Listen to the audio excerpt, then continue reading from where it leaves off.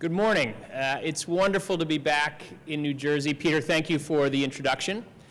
And before I get started, there are a few folks that I want to make sure you hear about that are here with me today, and one who's actually not with us today, but I want to call out in particular. I'm sure many of you know Lopa Kaluri, who is my Deputy Chief of Staff in her day job, but has been working very, very closely, given her deep roots here, working to make sure that the Hurricane Sandy Rebuilding Task Force is as active and connected to all of you as possible. And Lopa, thank you for all that you're doing.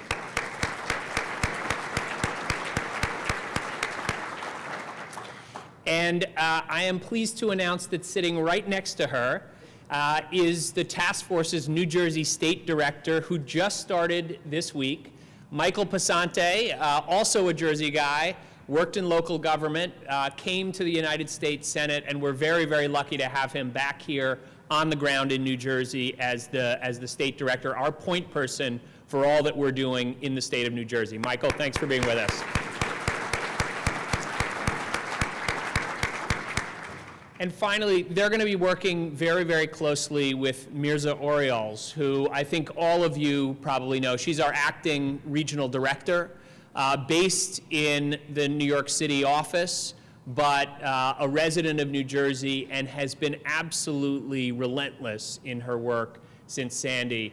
I can't tell you how many times she had to jump off phone calls at 8 o'clock at night at the office and say, you know, I got to get home. We don't have any power in my neighborhood. We have a curfew.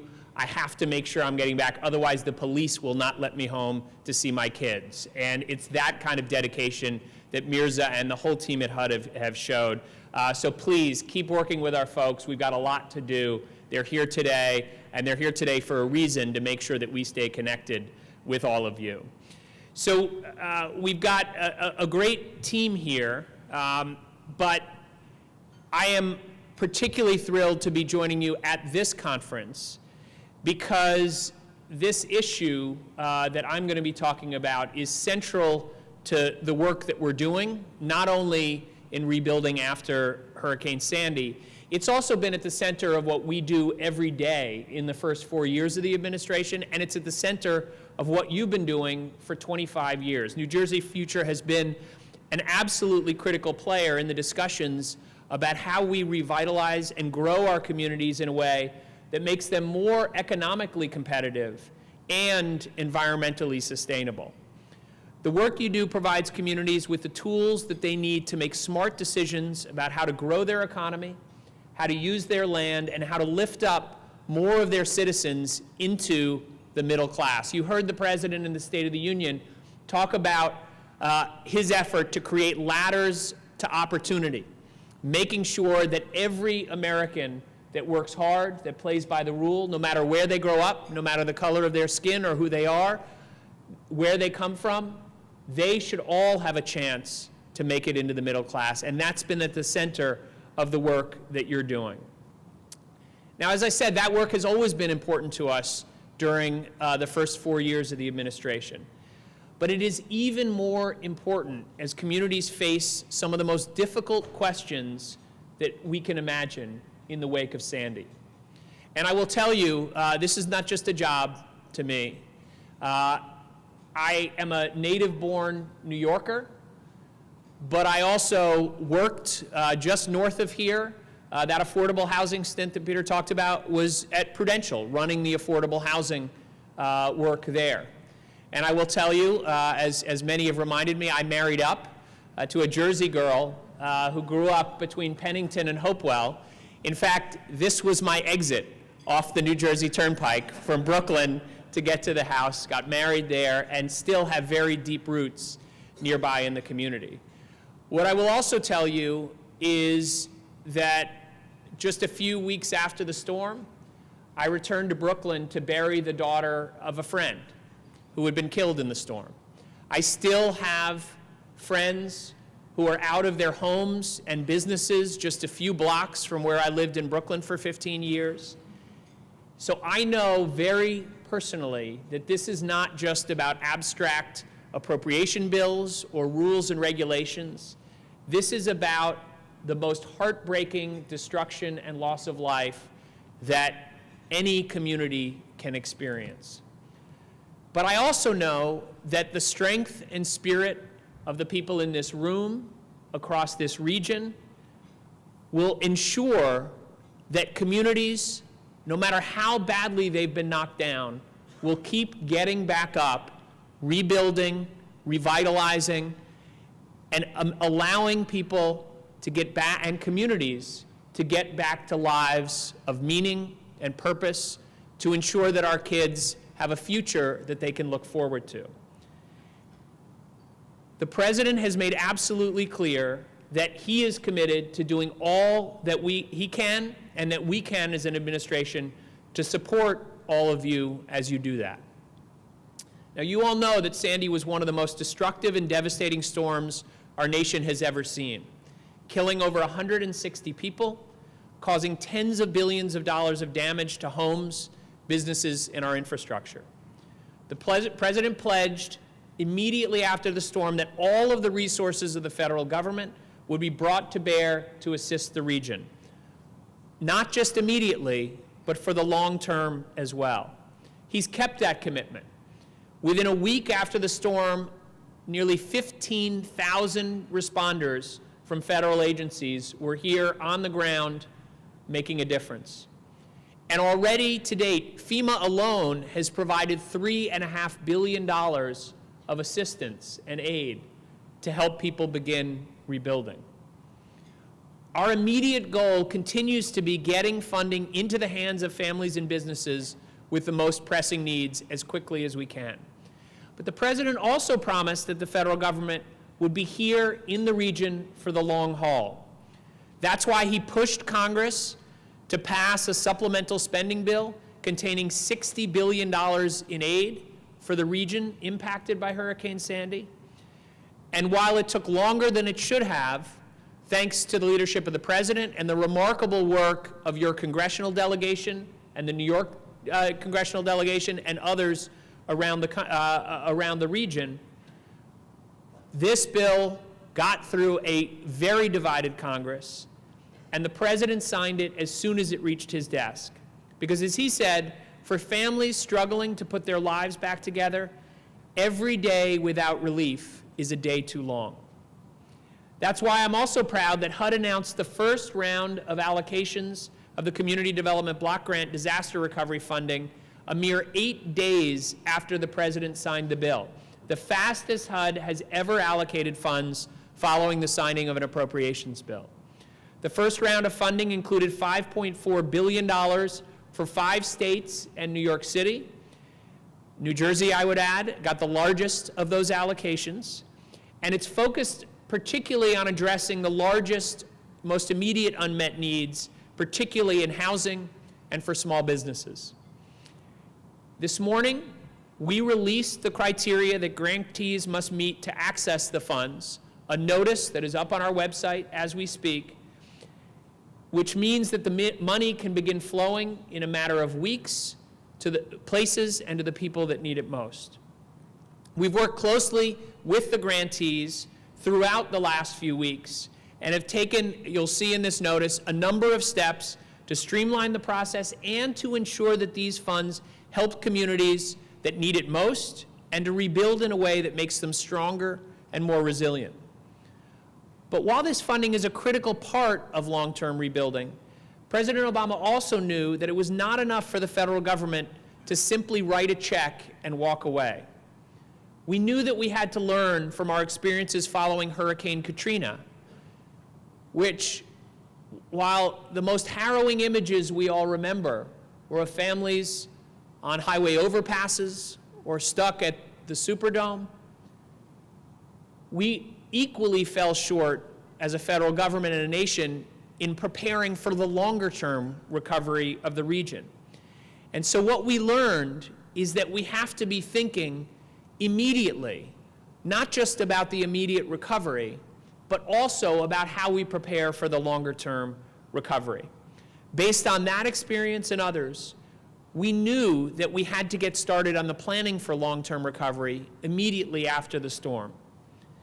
So to help coordinate that process, and a need for recognition that this needs to be a whole-of-government approach, President Obama created the Hurricane Sandy Rebuilding Task Force. This task force will ensure that all of the resources of the federal government are brought to bear to support the long-term recovery. We'll find ways to coordinate federal, state, and local efforts so that families and small businesses get the support they need, and so that towns can rebuild their infrastructure. We'll provide technical expertise and help communities navigate the difficult rebuilding challenges they face. Remember, no community across this region has ever been through anything like this in our lifetimes. And so we have to bring the lessons from other parts of the country, from what we've seen there, and we can help do that. We also need to make sure that everyone, not just in government, but groups like New Jersey Future, the private sector, philanthropy, they all have a voice as we work together to create a comprehensive regional rebuilding strategy in the next 6 months.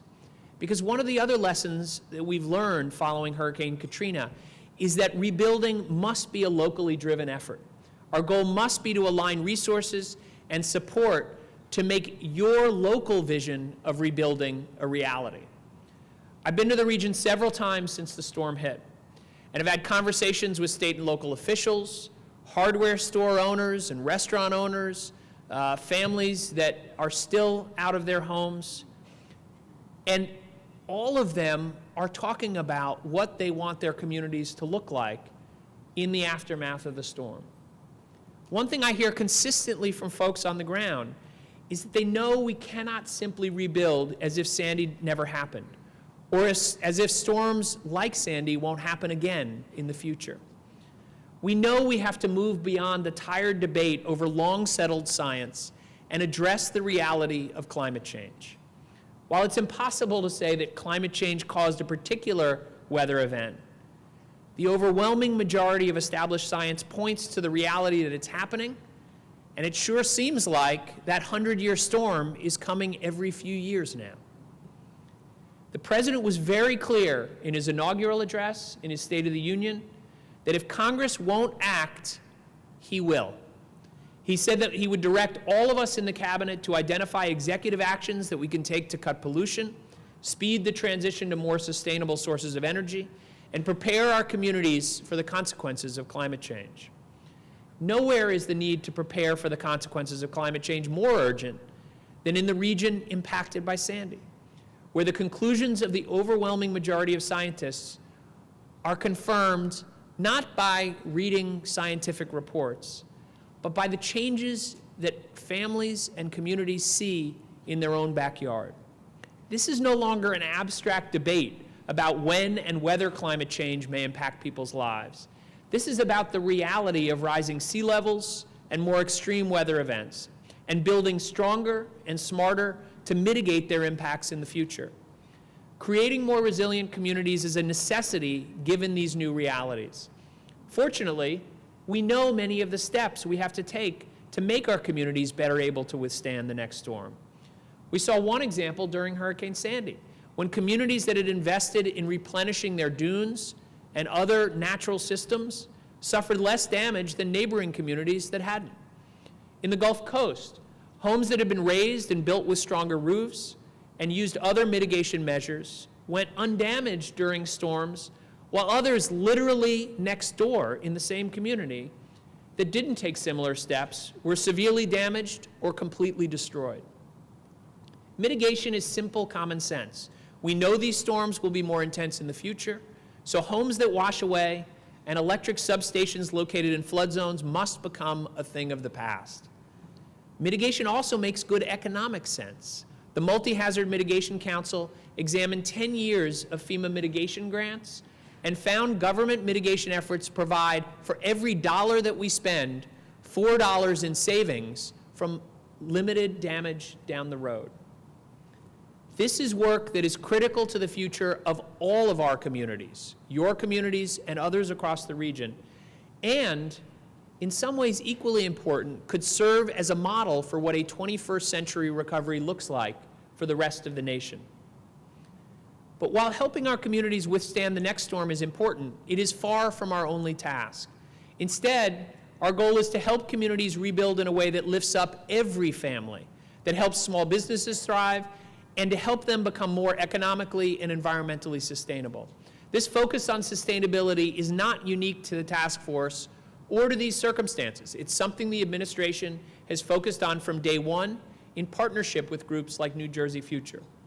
4 years ago, President Obama directed HUD, the Department of Transportation, and the Environmental Protection Agency to form the Partnership for Sustainable Communities. We understand that sustainability means different things to different places. Recognizing that, the partnership identified 6 overarching livability principles to help guide communities as they work to develop in economically and environmentally sustainable ways. Those principles suggest a few basic steps communities can take to become more sustainable.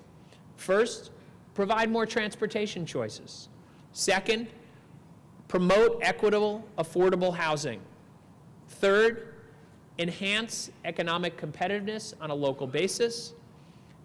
Fourth, support existing communities where you can do infill development rather than greenfield, where you can use existing infrastructure.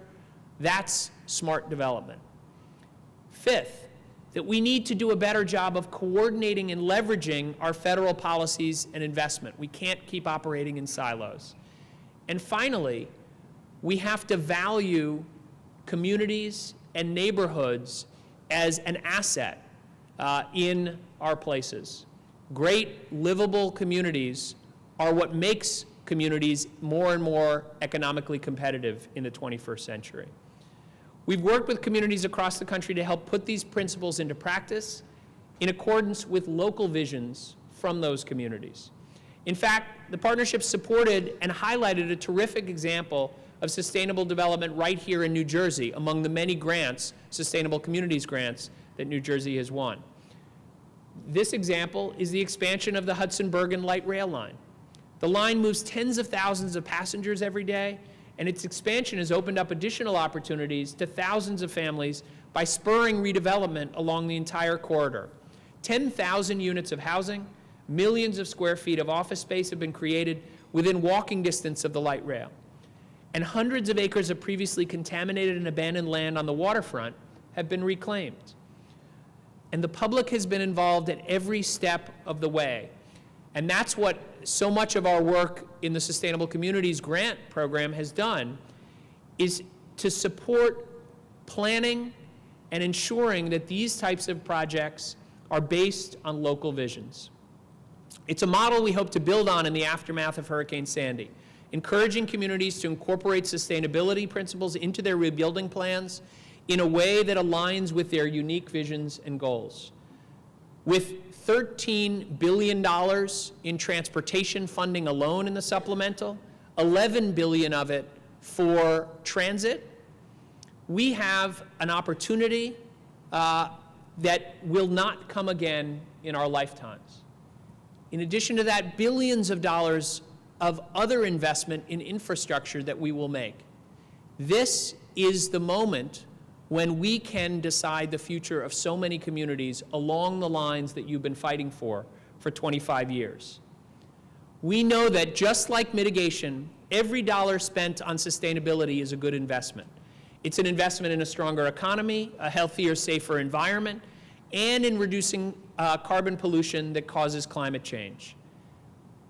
It's also, at a time of fiscal austerity, the smart fiscal thing to do, because when you invest in a coordinated way in infrastructure, in transit, in housing, you save money as well, rather than spreading that infrastructure over a much larger region in an uncoordinated way. That's just one more reason why the sequester that the president has been fighting against for months, that goes into effect today, is such a bad idea. It will cut $3 billion alone from our Sandy relief efforts.